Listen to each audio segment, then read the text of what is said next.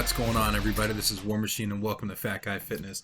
Today we are talking about gyms. Now, when I say gyms, a lot of folks think about, holy crap, a big building full of a lot of gear with weights and freaking running stuff and carpeting and locker rooms and all that stuff. And typically that's what you think of, and that's an example of a commercial gym. Commercial gyms are awesome because you get to go in. They have literally everything you could need to get a decent workout or a killer workout if you really know what you're doing.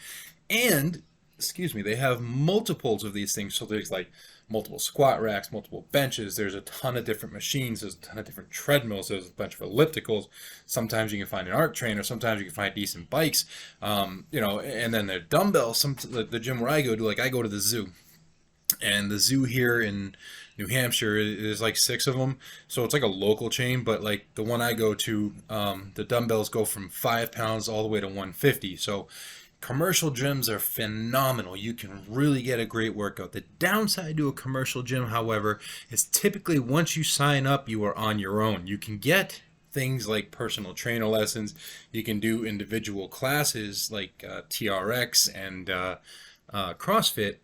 But for the most part, you're by yourself, you're a lone wolf. And unless you know what you're doing, you can find yourself spending a lot of money and a lot of time and not getting a return. So, while a commercial gym is wonderful, you should also look at things like a privately owned gym.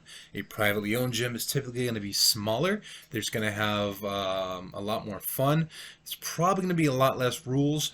Everybody that's there is there just to work out and have a grand old time. A lot of times you're not going to get the variety that you're looking for, but you can still get a really cool workout, and everybody there really wants to help each other. One of the other kind of gyms you can hope to find is what's called a box gym. Excuse me for a second. I don't know if you can see it, but I got my Boba Fett cup there. And on the other side is Han Solo. And I'm drinking tea tonight. I'm drinking this stuff called Yogi, and it's a mango ginger.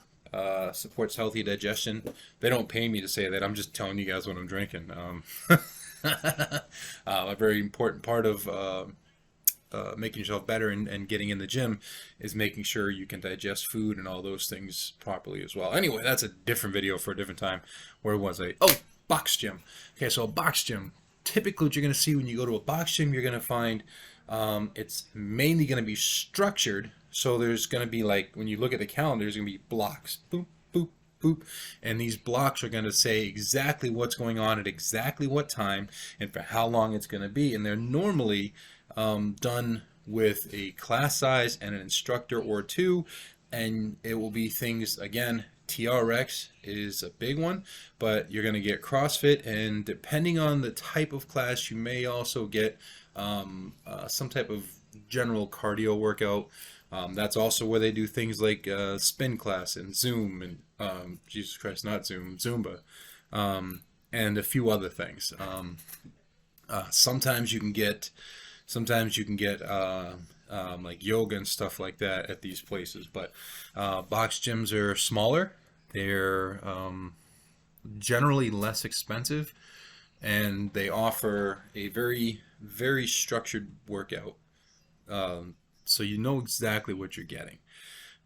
Then you have what I like to call fitness centers. Fitness centers are, well, when I say fitness center, mainly what I'm talking about is places like Planet Fitness, where you go in and you have a ton of cardio machines. Treadmills up the wazoo. You may have a couple of arc trainers. You're definitely going to have ellipticals and bikes. And as far as getting stronger, there's usually a limited amount of dumbbells, and they probably go up to about 70 or 75 pounds. So, I mean, don't get me wrong, you can absolutely get a good workout with those. You're going to see a few Smith machines, which are, and I've mentioned it before, they're single motion track machines. So literally the bar is caught between two support posts, and it just goes up and down. So it directs your movement in one specific way. You can absolutely adapt those, and Sorry, there's something going on over there. And sorry about that. There was something going on. Anyway, so your machines are going to be typically, you're going to find a whole bunch of cable machines. You're going to find a bunch of motion machines, such as bench press, which are going to be a fixed range of motion, like I discussed earlier with the Smith machine. You're going to find things like curl machines. You're going to find glute ham extension machines, the things that you lay on. You're going to find a few other things that are going to be, maybe uncomfortable. All of these are probably going to have locker rooms, but the main difference that's going to be between all of them is more than likely going to be policy. Hang on one second. I gotta plug in. Hold on.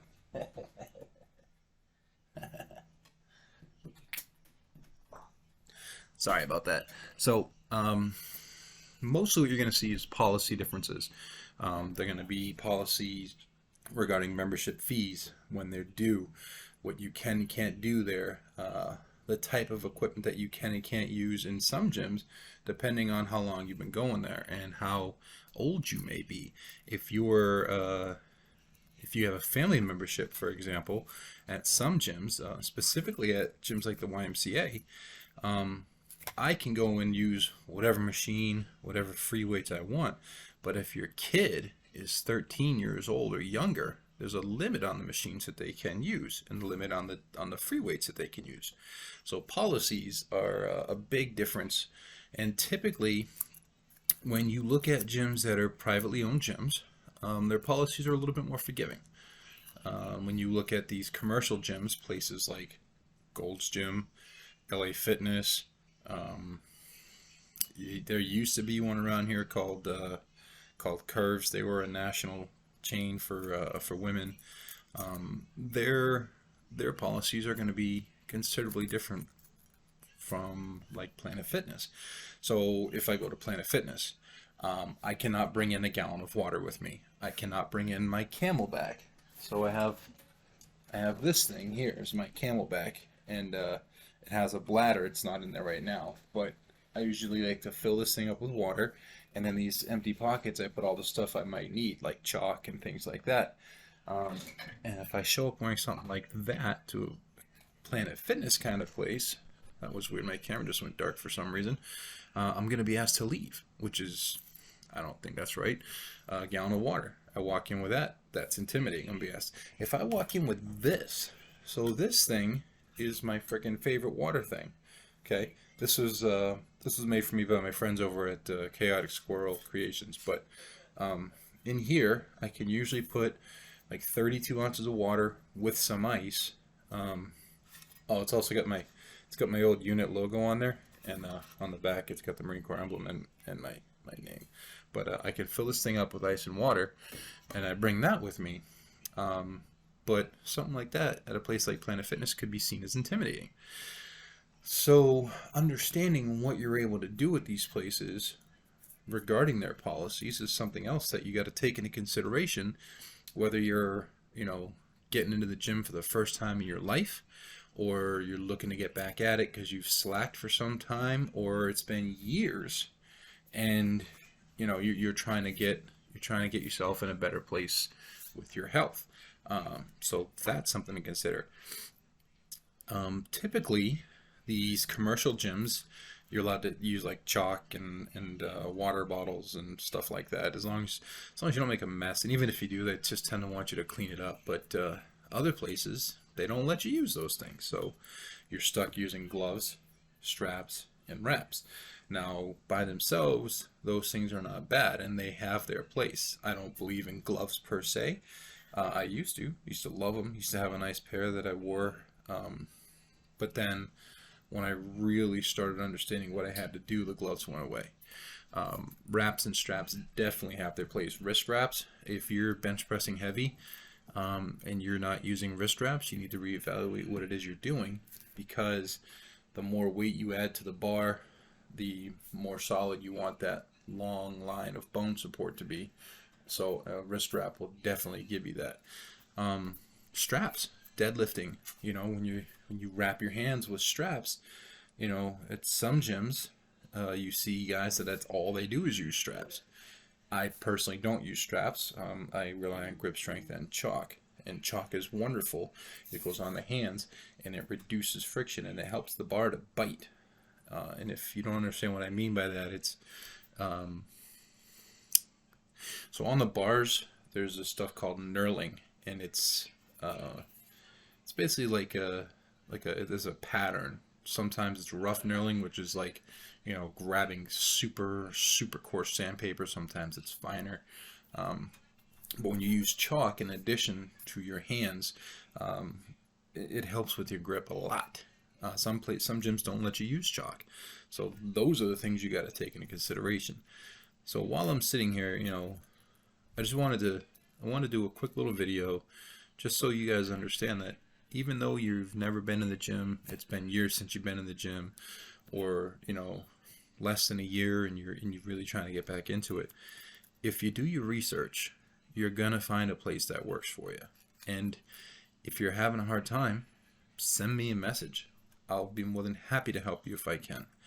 Speaking of messages, what I need you guys to do is click like and subscribe, change those notifications so that every time I post a video, you get to see it. And there's already a few up there. You can check them out. Also, I have a website. It's really cool. It's going to be right here under my fingers. I'm getting much better with this editing stuff. Go there, check it out. I usually do blog posts, there's photos, there's an events page, stuff like that. So until next time, my name is War Machine, and enjoy your workout. Also, I almost forgot, for those of you that are listening to this as a podcast, whether in your car or whatnot, specifically on like Spotify, I forgot to tell you guys the website address. It is mjmartioski.wixsite.com/fatguyfitness. I hope you guys walk on over to my site, click on it, and explore it, and interact with me, and I will talk with you guys soon.